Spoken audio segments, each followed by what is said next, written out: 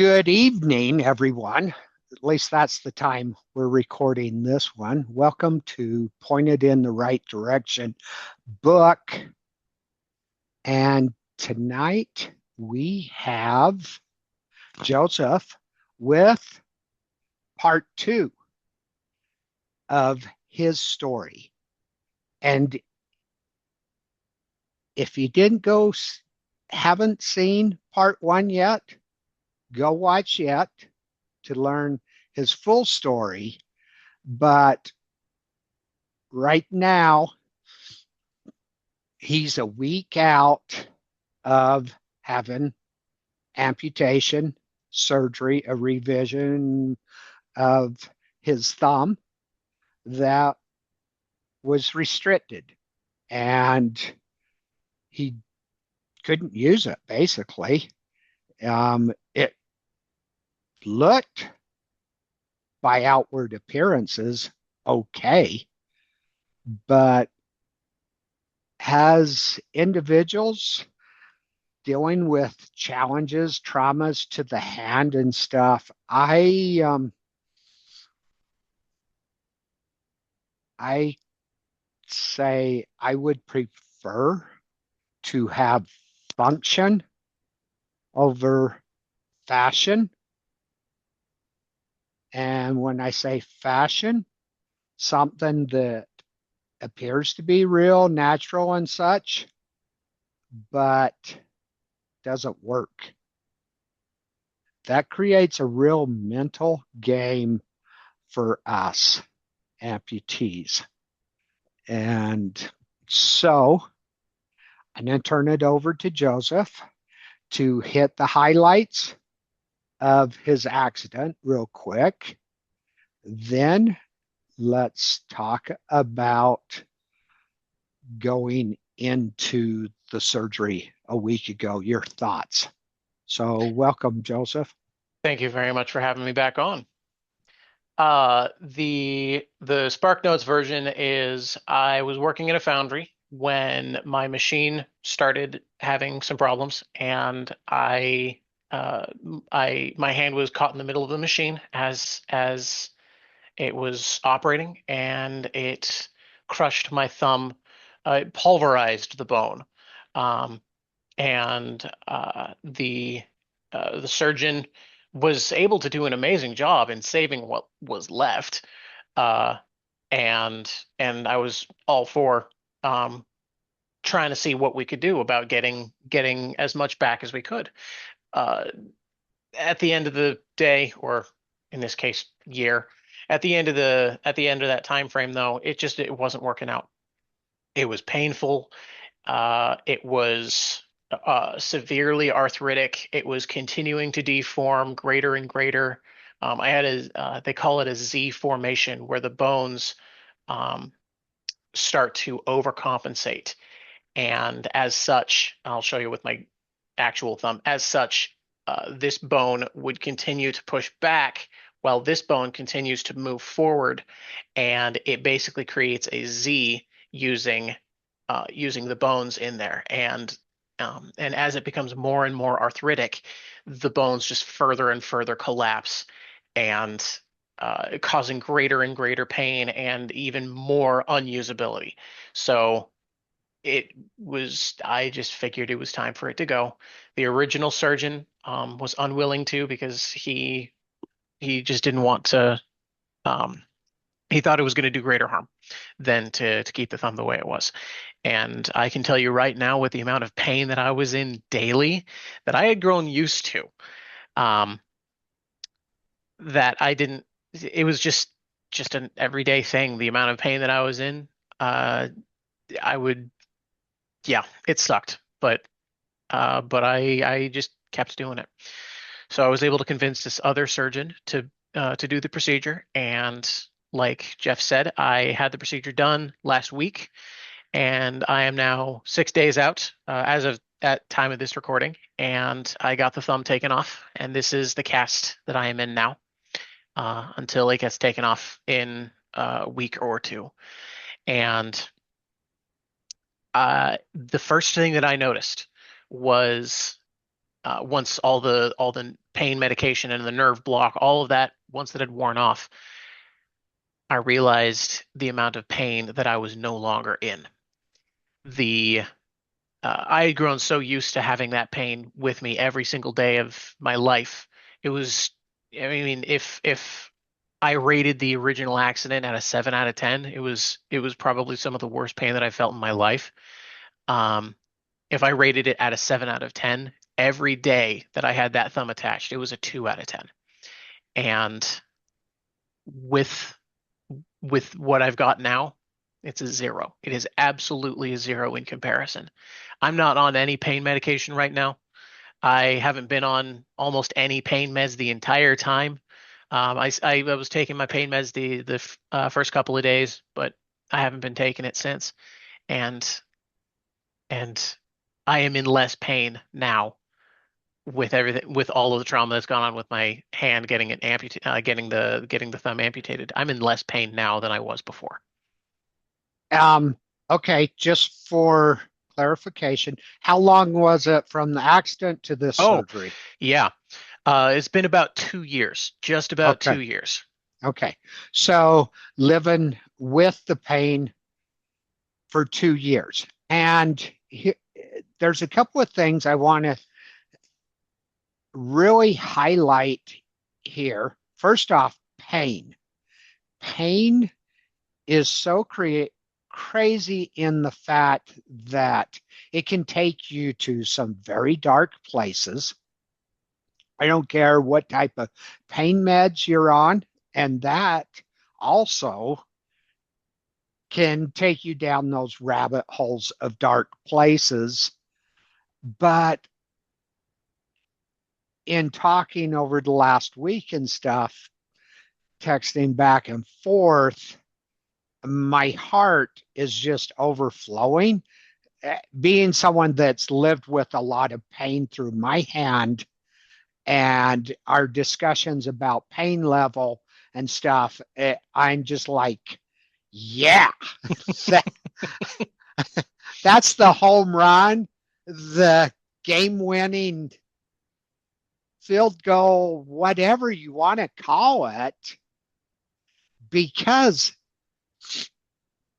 living with pain, and whether you're taking pain pills or not, if it's a real chronic pain, everything only gets to a level.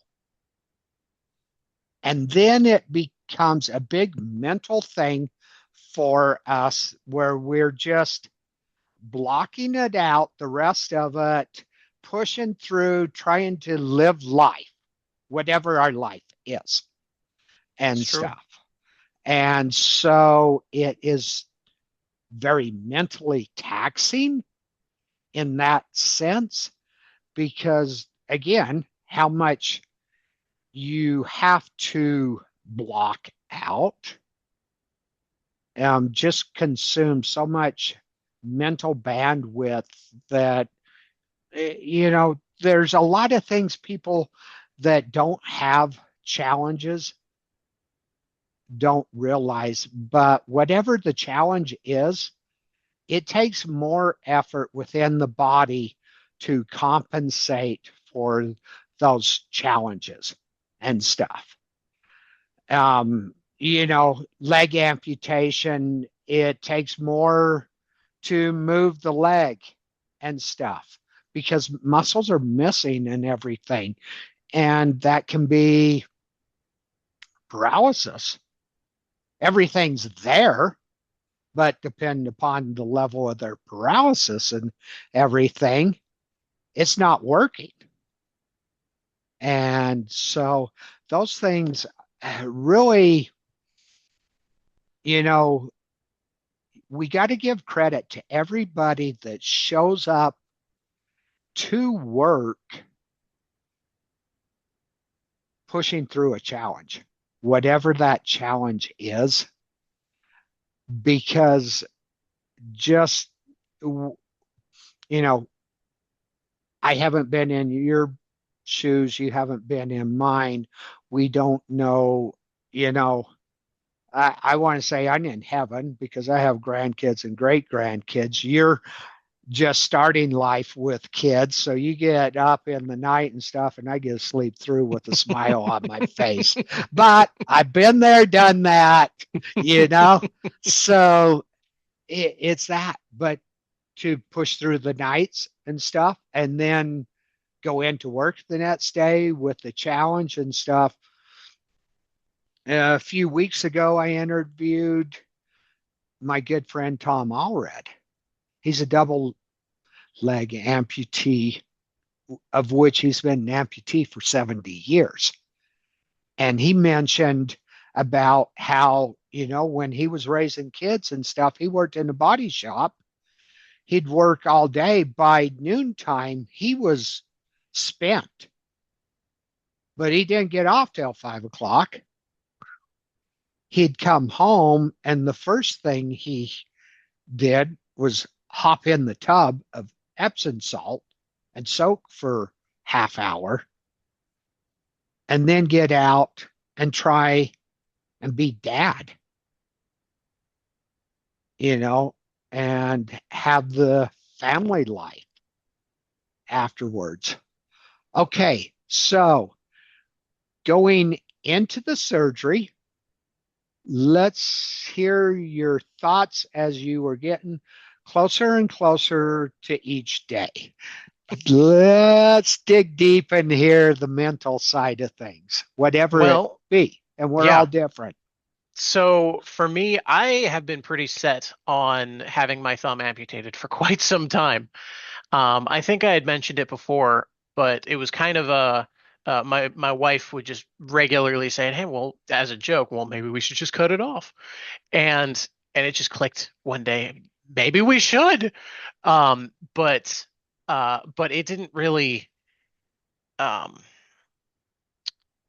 it wasn't really hammered home for me until I realized until I talked with um, I'm a nerd. I talk to AI. I Mhm. use Grok personally. But I've been consulting with Grok a lot about this, and Grok by no means gives medical information or medical recommendations or anything like that. But as I was talking about the the the logical things, the fact that it prevents me from doing this, it inhibits me from doing that. This is the amount of pain that I'm feeling, and so on and so forth. Um, it recommended uh, that I look into possible amputations, and I had already been thinking about it. Still, I had already been thinking about it by that time. But even when a robot tells you, "Well, yeah, just cut it off, get a new one," cool. You know what? All right. So as I continue to delve further into the research of this and whatnot, um, uh, and refining my arguments as to why I want this done. Um, the closer I got to actually being able to get it done, it just it became more real. This is actually going to happen. This is actually going to get done, and I was a little trepidatious. I was a little nervous about it, but the nervousness didn't stem from, am I making the right call? Is this actually going to be a life-changing thing for me? Is it going to be better? Is it going to be worse? It wasn't like that. For me, it was the finality of the decision. The fact that there is no going back. It's once it's done, it's done. That's it. There's nothing I can do to get that back. And that was the nervousness of the situation. It wasn't ever, am I making the right call? It was always, this is a big choice to make. And as I continue to get closer to that day, I would ask my wife, I would ask my mom, I would ask the other important people in my life. Um, I'm pretty sure I'm making the right decision in this, but what are your guys' thoughts? And I met with a mixed half and half. But but for me it was always I'm pretty darn sure I'm making the right call. I just wanted to hear it in different voices than mine. And then day of surgery came, and and talked with the doctor about it, and yeah, I decided, yes, this is exactly what I want to be doing. And so I got to sit and wait for the doctor to scrub up and all that stuff, and took a while. I was bored out of my gourd for like 2 hours uh, waiting for it all to happen. Gave me a lot of time to think, and the more I thought about it, all doubt just erased from my mind. This is exactly what I needed to do. And and to tell you how ready I was, before I was even lucid from all of the anesthesia. The doctor came in to see how well I was doing after I had just woken up, and the first thing I said, I was still groggy. I was still slurring my words because of how groggy I was. The first thing I said was, "I can't quite give you a two thumbs up review, doc, but I might be able to get 9 out of 10 for you." and uh, and and he told my wife, who then told me that story, and and I think that goes to show about how ready I was for this, and how in good spirits I have been feeling since. Because before, I was telling you this before we started recording, but before I couldn't, it was difficult for me to do pretty much anything, whether that be cooking food, changing my daughter's diaper, or whatever have you. Um, just the menial tasks of the finer manipulation stuff. It was taxing, it was difficult. And today, um, I was feeling well enough to go and do some basic yard work. And I know you're not supposed to do work, a week out of surgery or whatever, but my yard needs it, and no one else is going to mow my lawn. Um, but I just did some basic yard work, and don't tell my surgeon. But I yeah, It and it voids felt the warranty on your thumb. it felt so good. I wasn't in pain. Um, I have a little soreness, just because it's the first time I've done anything Yeah. more than more than picking up a spoon with my hand, but but it felt so good. And yeah, it's just, man, I am not in pain for the first time in years. And the more I get on with it, the more I realize this is exactly the right call. Okay. A few things here. Um, I, something I want to talk, like you said, the way your thumb was going into a Z. Yes, our body designed it, it compensates, of which it's hard to show, but Oh, goodness. I got a nice hook to Yeah, you my do. pinky from doing that so much, compensating, of which the other thing, and this one, everyone sits and argues with me a little bit. There's a few that are open minded, but I got issues with this thumb in overuse and stuff because of the limitations in this hand.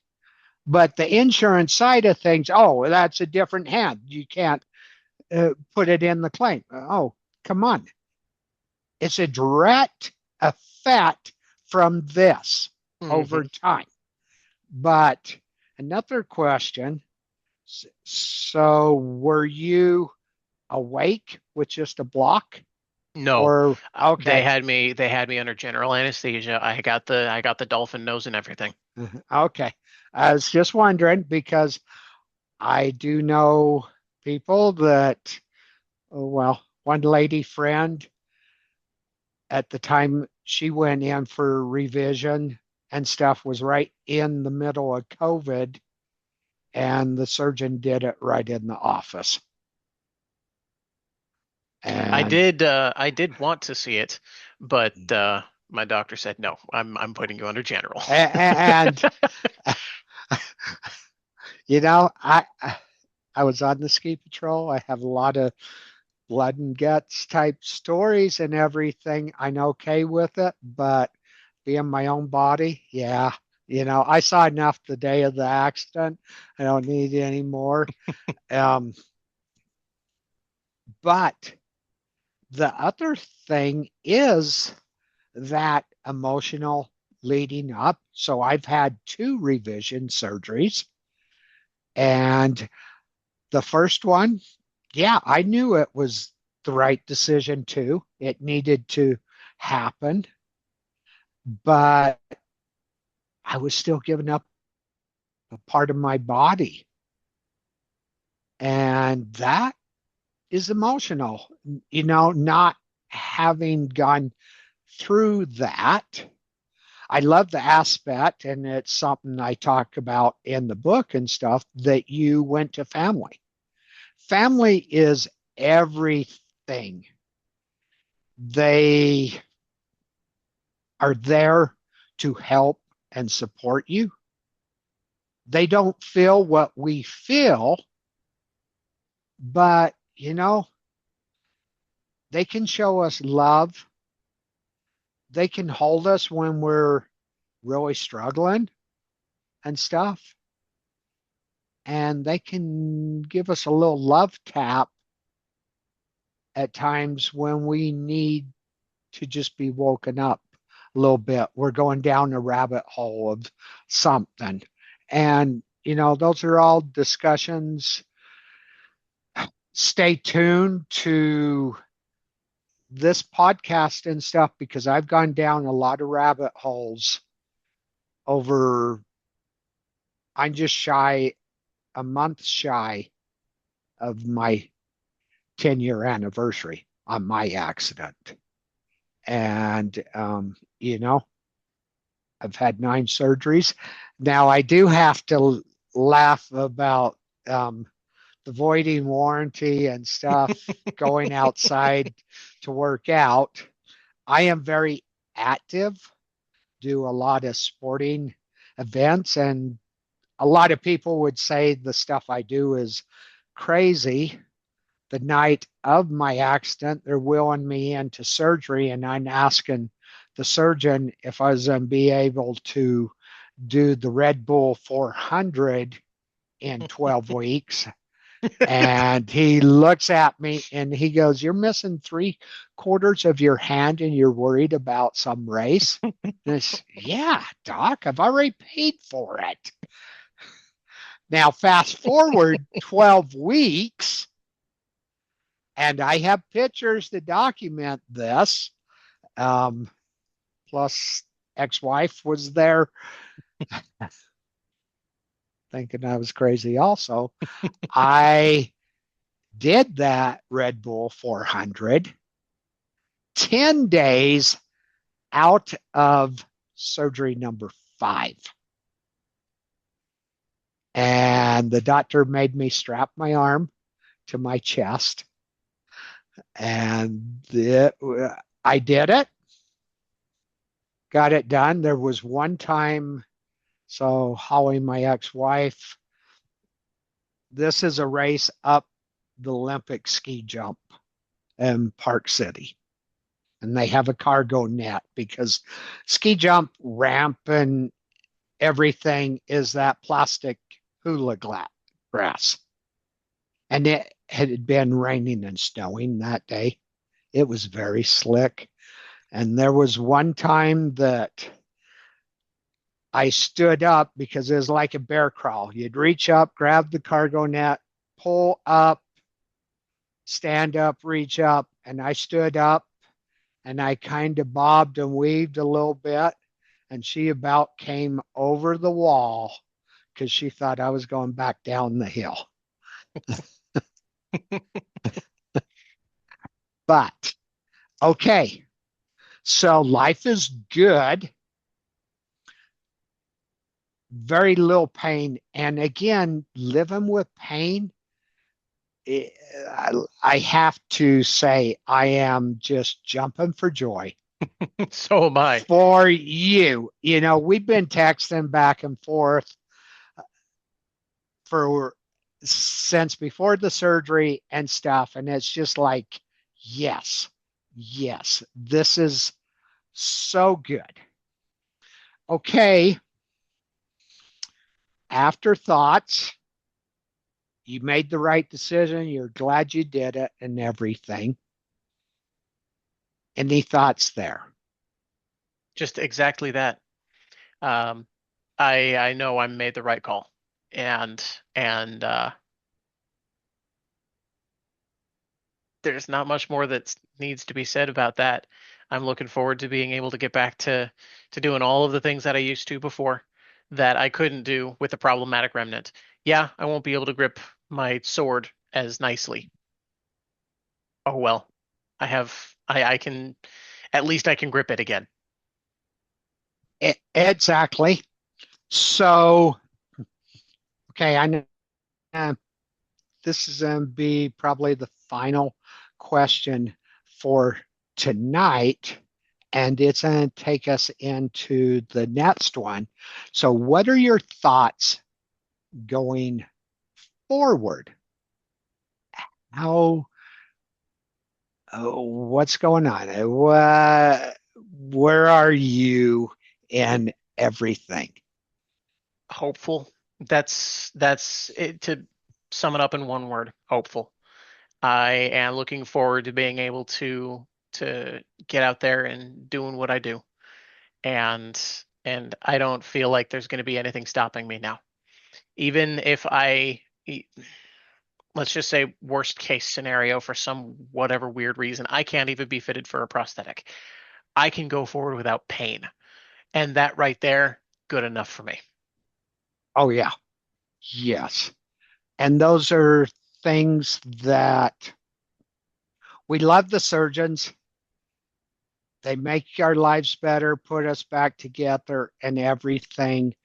But this is what I'm trying to get across, that we got to look at the whole big picture.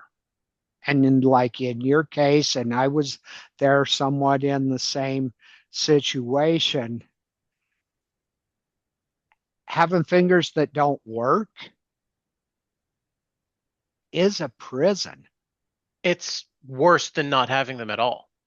Exactly, exactly. Because especially, uh, and this was a lot of my mental struggle, is without having touch sensation and stuff like that, you got to rely on other senses, which Hmm. the main one was sight. So I was always looking at my hand.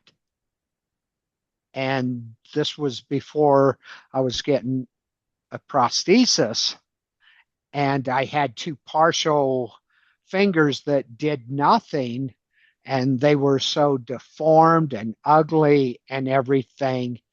And that was just, they didn't work. They were ugly, they were deformed. Weather, hot and cold affected them. You know, then I get revisions done and they're taken away. Now I have three fingers that functionally work. And, you know, it it hides the amputation level also. So I'm not looking at that as much. And here's the other thing for the surgeons. I I have many hands. And this is my very first prosthesis that I got 9.5 years ago, that was only 2 digits at the time. So that is the great thing about the digits and stuff is as problems arise, things come up, things degrade, they can add more. It's not like one and done, this is what it is type thing. And so we need to look at the full picture. Is it something that is going to work or not? I talk a lot about multidisciplinary teams. And on the medical side, most part, the surgeons and stuff, their multidisciplinary team in a lot of their eyes is just their surgical team. Then you got different levels of other surgeons that create multidisciplinary teams that have pain management, um, trauma psychology, PT, OT, hand therapists, CPOs. And I was just at a conference where one of the top surgical centers